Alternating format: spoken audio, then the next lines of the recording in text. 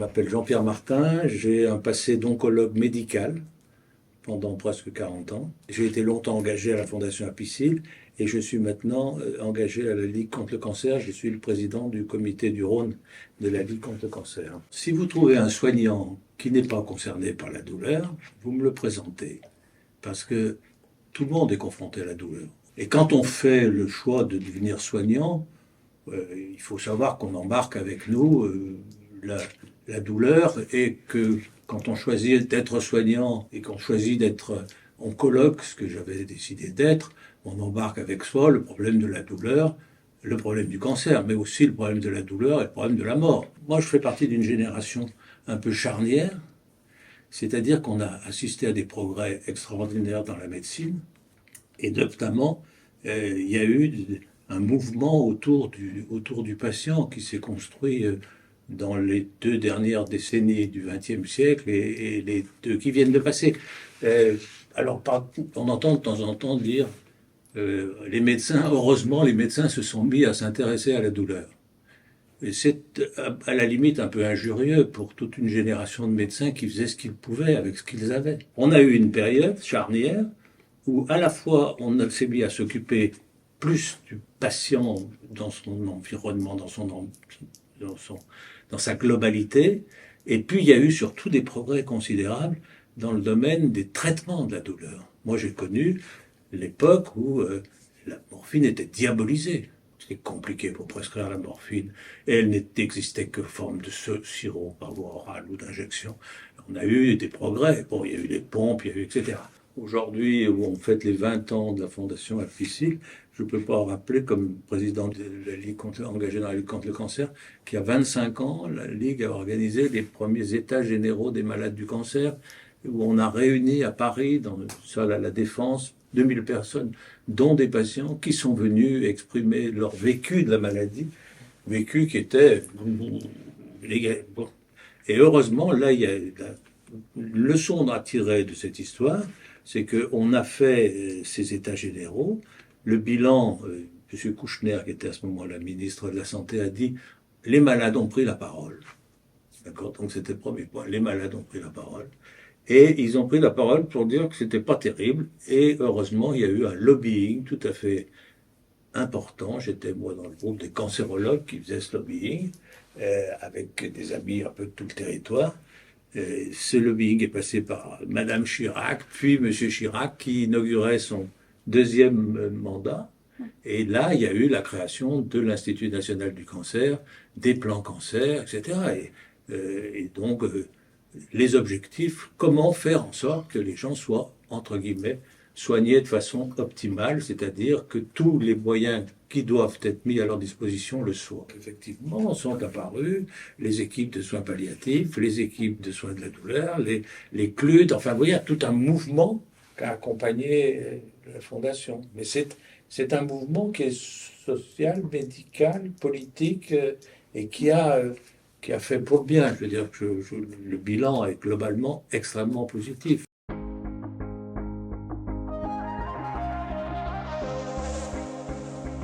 Pour parler de la Fondation, moi j'avais eu des contacts avec le groupe Apicil et j'avais eu l'occasion de soigner l'épouse d'un monsieur qui avait un poste important d'actuaire dans le groupe. Et quand cette dame est décédée, il est venu, il m'a dit voilà, docteur Martin, ma femme ne vous l'a jamais dit, mais elle avait chaque semaine une séance de sophrologie. Et ça lui faisait un bien fou. Et elle m'a dit, je vais vous aider pour que les gens de votre clinique puissent avoir de la sophrologie. C'est comme ça que j'ai eu le premier contact. Et on nous a sponsorisé, donné des fonds pour mettre en place une sophrologue. On était sans doute un des premiers établissements à faire ça. À partir de là, il y a eu cette réflexion du groupe Apicil de créer une fondation.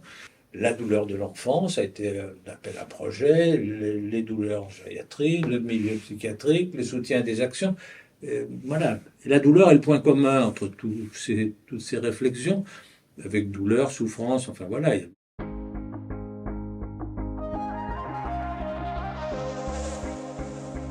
La Fondation s'est engagée dans un chemin qui l'a amené obligatoirement à réfléchir à des choses hors cadre, enfin inhabituelles. Il y a des fondations qui s'occupent de la douleur des enfants, il y a des fondations qui s'occupent de gériatrique.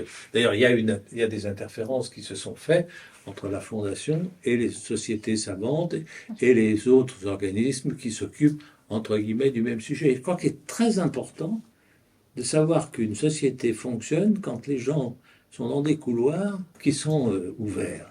Parce que là, moi, ce que j'ai aimé dans la fondation, c'était ça, c'était être à côté de gens qui avaient les mêmes préoccupations, mais qui étaient 2 étages en dessus, ou 2 kilomètres plus loin, ou 60 kilomètres plus loin. Je crois que c'est important de... Il y a les sociétés savantes qui donnent le là parce que c'est eux qui reposent sur l'observation, l'évidence-based medicine, c'est eux qui la construisent.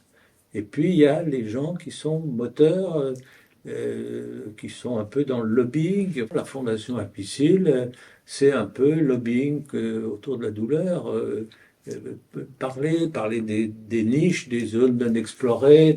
C'est important qu'il y ait des mouvements dans la société, enfin des actions dans la société qui soient un peu liantes. Je garde le souvenir surtout que on était appelé pour soutenir des projets qui étaient ici ou là, enfin qui étaient sur toute la France, avec des très gros projets, très lourds, d'établissements, CHU, etc. Puis des projets beaucoup plus simples, beaucoup plus modestes, et puis des projets d'aide à la pratique. Il y avait de la recherche, et puis il y avait l'aide à la pratique. Et l'aide à la pratique, c'est les formations, et c'est participer à une organisation, enfin apporter son contribution à l'organisation d'une journée sur la douleur dans un territoire.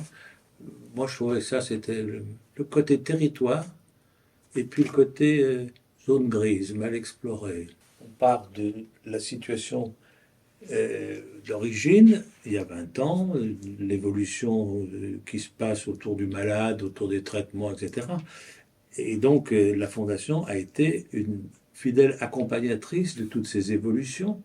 Et elle a accompagné dans son domaine, qui était la gestion de la douleur, mais qui a emmené sur les soins complémentaires, car c'était pas simplement machin matin et soir, c'était qu'est-ce qu'on peut apporter d'autre. Donc ça, je crois que c'est important. Il faut qu'il y ait un regard extérieur,